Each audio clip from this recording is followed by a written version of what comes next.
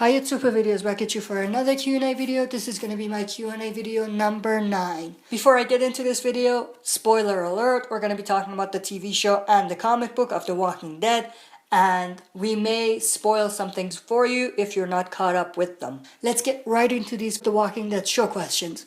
The first question comes from Stephen Moraga. I think he asks 2 questions, so I'm going to answer them separately. The first part of his question is, do you think Maggie's baby will die? I think they're gonna make us think that the baby is gonna die, but I think the baby is gonna survive because the baby is a big part of what is to come next, at least for the beginning of it, and it's what pushes Maggie to go to the hilltop, which is very important. For comic readers, you know exactly what I'm talking about.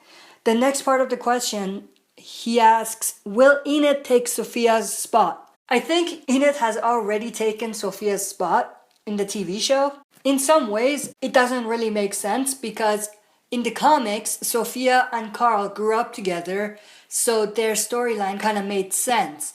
But in the TV show, Enid and Carl haven't really been around each other for that long. So some part of Carl and Sophia's arc in the comics that's going to be coming up is important for Carl's development, but it does not make sense for it to happen with Enid. So I think Enid has taken some arc from Sophia, but not all of it. Enid hasn't really taken Sophia's spot, but she's taking some of her characteristics and her story arc. I'm hoping they can make some of the parts that I said will not work somehow, because it's very important for Carl's development. The next question comes from TheBlackAntihero, and he asks, who would win in a fight, Shane or Negan? That's a very good question. The important part of this question is, are we talking weapons or no weapons? Because if we were talking about only weapons and that's it, we would see Shane has a shotgun, Negan has Lucille. Of course, he has the knife and he may use the gun as well, but I think Shane, given that he is a police officer, he has more experience shooting guns than Negan does. Because Negan has a lot more experience using Lucille and the knife. So if we're talking about that in a sense of weapons used, I would say Shane is going to win hands down. But if it's just a street fight and no weapons involved, I would say Negan can beat Shane. And we're talking about the TV show here. In a street fight, Negan will definitely win because he's bigger and stronger than Shane. At least that's the vibe I get from Negan in the show, that he is very strong. He might be skinny, but he's strong. But that's a good question. The next question comes from 0718 Dragon Lord. And they ask, how do you think Shane would have dealt with Negan if him and Rick settled their differences and he survived up until that point? Another Shane question. And I love this question.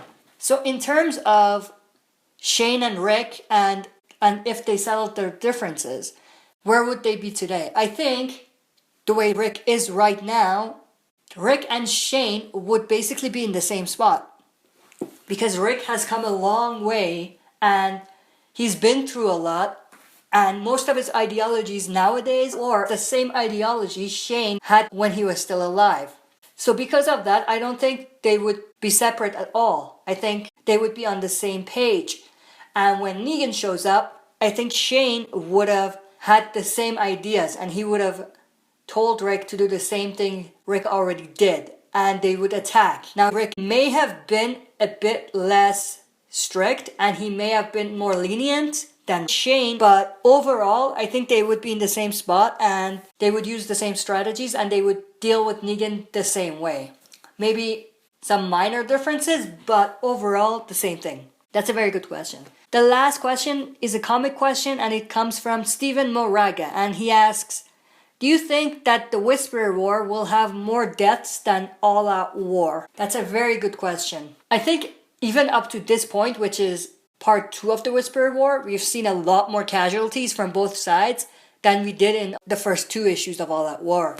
So given that, I think it's safe to assume that we're going to see a lot more deaths in the Whisperer War than in All Out War. Because All Out War, it was just a war between 2 sides and they were going at it, battling each other.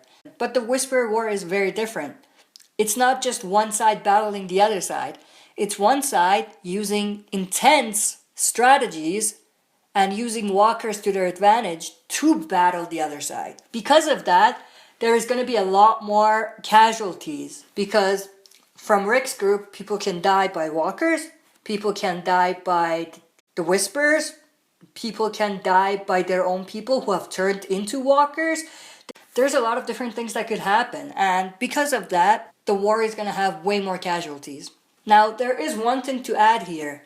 If we don't see the Whisper War continue the way we imagine, so if our predictions are wrong and the Whisper War turns a huge turn and something happens that changes things completely, that would change our prediction about the death count as well. But up to this point, with what we know so far, I think the Whisper War is going to have way more deaths than All Out War. But that's it for this video. Leave your questions in the comment section below. Make sure to put Q&A before your comment so I can find it. And I'm going to answer your questions in my next Q&A video, which is going to be coming in about a week or a week and a half. Thanks for watching. I'll be back for another video.